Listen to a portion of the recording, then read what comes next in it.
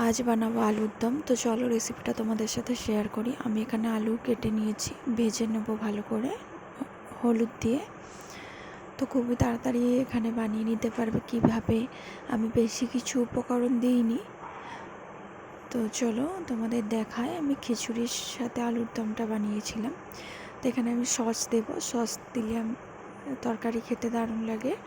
আর sauce দেওয়ার পরে তার গন্ধটাও খুব সুন্দর লাগে। আমি আদা রসুন পেঁয়াজ টমেটো দিয়ে কষিয়ে নিয়েছি, নিয়ে হলুদ লঙ্কা জিরে সস দিয়ে দিয়েছি, দিয়ে আবার আলুগুলো দিয়ে দিয়েছি। কষানো হয়ে গেছিলো যখন, তো আমি এবার আলুগুলো দিয়ে ভালো করে কষিয়ে নেবো। ভালো করে কষানো হয়ে গেলে আমি জল দিয়ে দেবো। এখানে দেখতেই পাচ্ছ আমার কষানো কমপ্লিট। তো এবার আমি এখানে জল দিয়ে দেবো।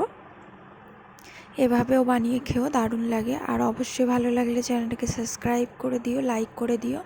ফেসবুক থেকে দেখলে পেজটা ফলো করে দিও। আমার এখানে কমপ্লিট হয়ে গেছে, কেমন হয়েছে অবশ্যই জানিও।